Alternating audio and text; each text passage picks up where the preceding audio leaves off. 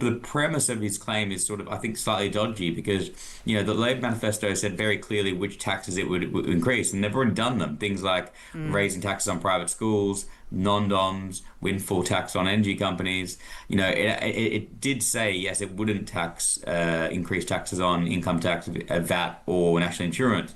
But to say that he has all this room to increase anything else he wants, I think is not quite accurate, to be frank. Andy Burnham has given an indication he's open to the possibility of raising taxes. Joining us now is Stefan Boscia, editor of the Times Politics newsletter. Good morning, Stefan. Morning, Rosie. I want to quote him exactly. He said the Labour manifesto has room for movement on tax. Movement where? What do we suspect?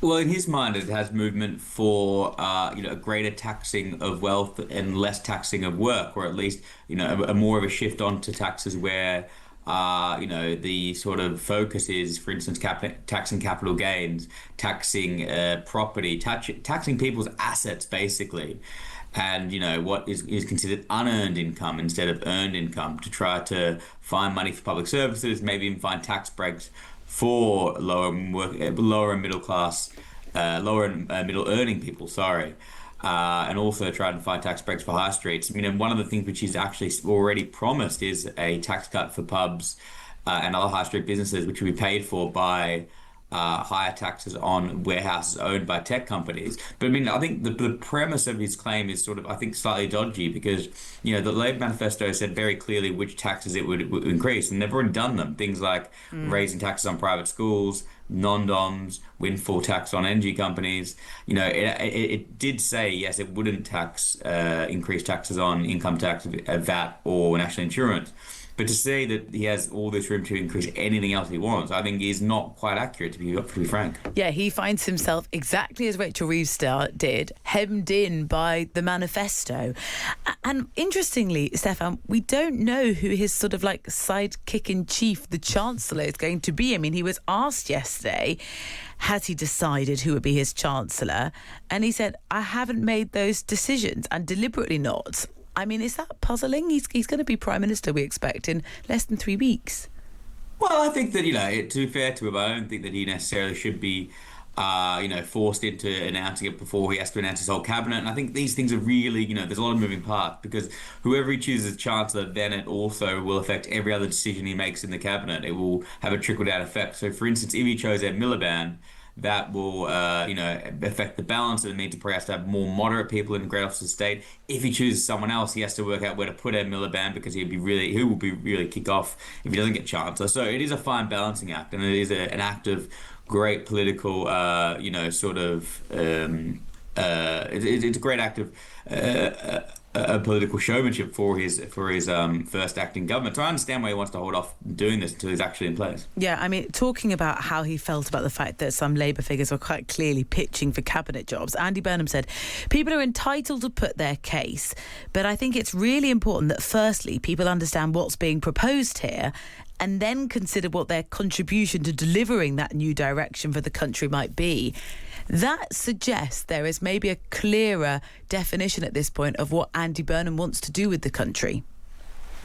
Yeah, I think that most of all, I think it's a sort of a bit of a shot for the people who were really close to Starmer, who went and have been crawling to try and get jobs. You saw people like Steve Reid and Nick Thomas-Symonds go and attend the big selfie that Labour MPs had with Andy Burnham just hours after their very close ally Keir Starmer resigned from Number 10. And I think that's more of a message towards those people saying that things are going to be different. And if you were the most loyal followers of Keir Starmer and also tried to block Andy Burnham coming back from Parliament, you can't really expect yourself to be in a job. And in any case, people who are retaining their cabinet, they may have to settle for jobs that aren't quite as senior as they have now. Yeah, Steve Reid also took that selfie just a few hours after telling Calum on this programme that there was no leadership contest. So that's sort of very interesting to watch. He's the current Housing Secretary. We'll see in a few weeks' time who has that job. It's probably unlikely to be Steve Reid. Interestingly, Morgan McSweeney is back in the fray, isn't he? Remind us who he is, because he's given an interview where he said, and he was partly responsible for this, he says Labour failed to prepare for power when they were in opposition for all those years. Morgan McSweeney was, just a few short months ago, one of the most powerful people in the country, the second most powerful person you'd say after Keir Starmer. He was the architect of the Labour election, the architect of the entire Starmer project, really, and drove a lot of decisions in government. Had to resign because of his relationship with Peter Mandelson, the fact that he proposed Mandelson as the ambassador, and ended up basically carrying the can for that. And what he says is, I think, now accepted amongst a lot of Labour cabinet ministers, even amongst a lot of number 10 people, and that is that they didn't do the work before government, and that is because they had a really small target strategy coming into government. They didn't want to come up with policies that could have potentially risked their position. They didn't want to upset Middle England. They wanted to have basically a Ming Va strategy, it was called, where Starmer would just win by default, and it worked. But the problem is, they never really then had a mandate to do any sort of overhaul and never had any sort of clear direction about what their government would be. So they ended up in this position. I think the one thing which he didn't say, which a lot of his allies have said privately, is that the fault that there wasn't, the fault has to go with Sue Gray, and it's her fault that this work wasn't done, because that was technically her position in the opposition years, and particularly the last year before the election. It was her job to write up a plan for government, and a lot of them blame her for not doing so. Yeah, well, she lost her job as well, didn't she? I mean, that was one of the sort of very turbulent starts. A couple of other things, Stefan, before I let you go. Pubs are going to be able to stay open until 5 o'clock in the morning on Monday morning to watch the England game.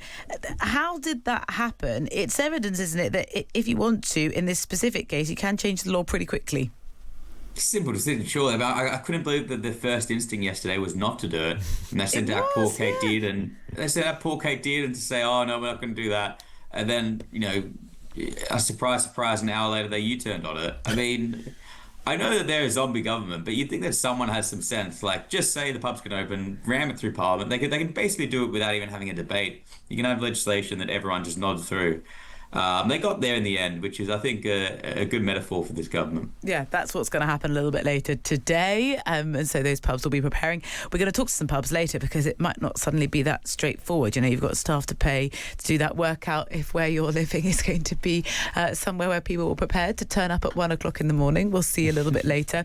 Final thing, Stefan, we have been talking about Kemi Badenoch's performance over at Prime Minister's Questions. Of course, Hugo Rifkind every Wednesday takes you through each question, unpacks all of the action. She's been taking advice from other former Tory leaders to try and boost her performance. Who's she been speaking to, and has it worked? Well, she's spoken to all the living former Tory leaders, except for Liz Truss, very importantly. She's been taking advice from all of them. But I think that she's particularly been taking advice from David Cameron and Ian Duncan Smith, because those two were leaders in opposition. Only one of them was successful, and that's David Cameron. So I think that he's probably a very good person to talk to about PMQs, particularly because he was someone that was very good on both sides of it. He was, quite quick on his feet. He was, a very vicious PMQ performer, actually. Once calling Ed Balls a muttering idiot, for example. But she's also been taking advice from Boris Johnson in PMQs, and he was a very different style, much more blustery. But the fact that he's in the tent and talking to her about these sort of things does show a sort of change about where they see him as as a grandee of the party. Stefan, thank you for the updates as ever. Stefan Boscia, the Times Politics newsletter editor.